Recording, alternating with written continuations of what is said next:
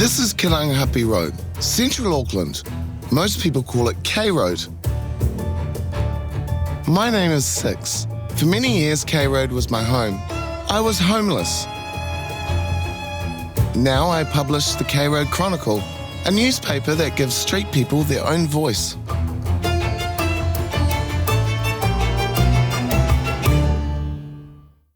My first experience of being homeless was in Hamilton, Aotearoa, where I grew up. I found myself in a night shelter that is still here today. It does have a new name and a new manager, Joanne. Hey. How are you? Doing all right, thank you. How are you doing? I'm good. Cuddles. Well, this brings back some memories. Probably when you stayed here, it was a space where you got kicked out in the morning, eh?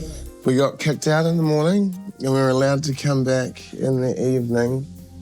There's 3 people in here, but now it's 1 person per room. Yeah, that's right. I mean, it made a huge difference to be able to provide accommodation in a space where they have their own secure space. Yeah. Well, this hasn't changed much. Yeah, brilliant work, man. I have a copy of my paper. It's the one I do in Auckland. I stayed here years ago. Yeah, no, I've seen some of your videos. Cheers, man. Cool. Yeah, this is much the same as it was, but I like the fact that you can just make yourself a tea or a coffee. It has just come ahead in leaps and bounds since I was here in 2010. Are we still seeing people rough sleeping in Aotearoa? Yeah, we still have rough sleepers here, unfortunately. You sometimes have to turn people away. We just don't have the space. I was talking to a gentleman yesterday who's been frequenting our site on a daily basis as a visitor, who swings up a hammock to sleep in. And now he's starting to notice that, it's pretty damp in Hamilton. And that's cold to the bone cold. Yeah. You know? Yeah, I do see people and I talk to people on the street and it's like sometimes they've just given up. You know, it's really sad and it's demoralising, and you're having such a positive influence on the people whose lives you're touching. I think the trajectory we're on is a good one. There's a lot of hope there that we're going to be able to safely and securely look after some of the most vulnerable people in Aotearoa. It's a lifeline. I come here as a broken man. I didn't know how to ask for help. And in a lot of ways, I still don't. I've made some good friends and I've had good repertoire with the staff, which has helped. But at the end of the day, sitting in my room, I'm still alone. So all the problems of the world come around and I ended up in a place like this. And to believe you me, it was a hell of a shell shock. But people cared. And at this point, I couldn't be in a better place. We have the whole body at the moment.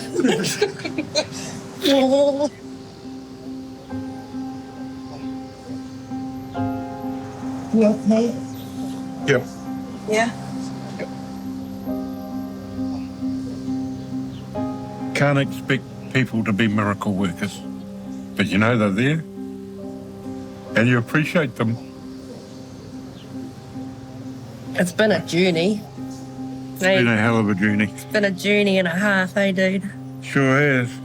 They said to me before, what do these guys know about homelessness? You need to get people in who know exactly what homelessness is all about.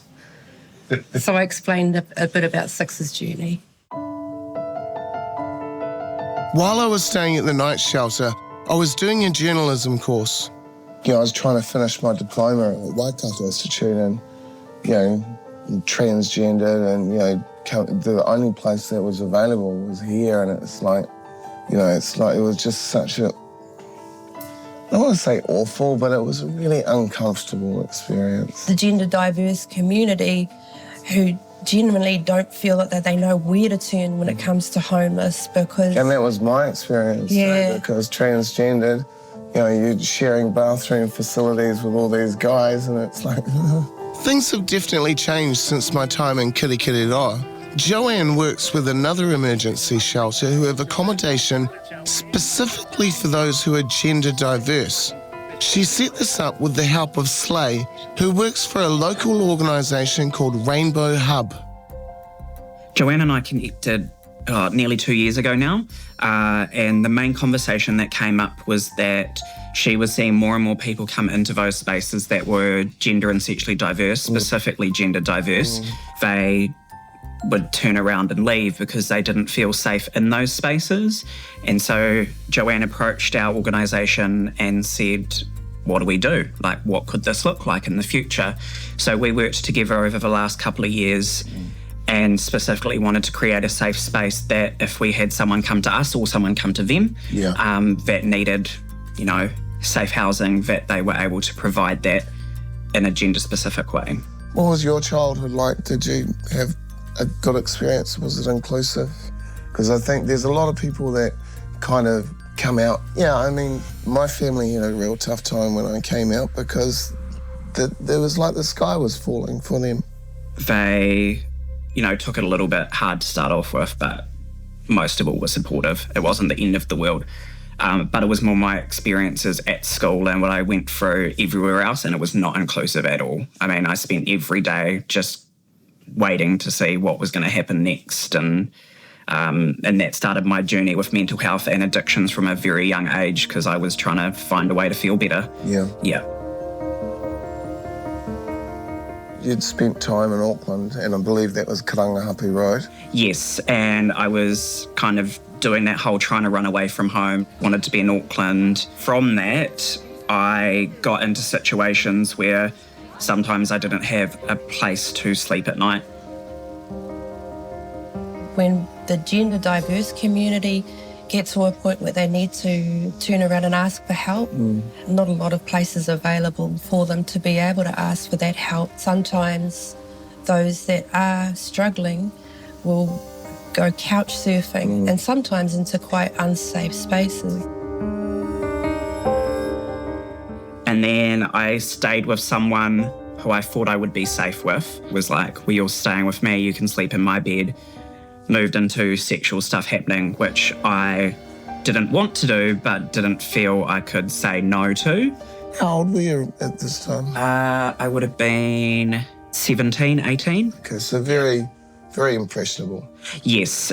Was there a reason why you didn't go home? I had been so influenced by my school experience in society and that I wasn't accepted and that it wasn't okay to be me, that I was just, I didn't want to go back. And so I, in a weird way, felt safer sleeping on the street. I got really caught up in using drugs and alcohol.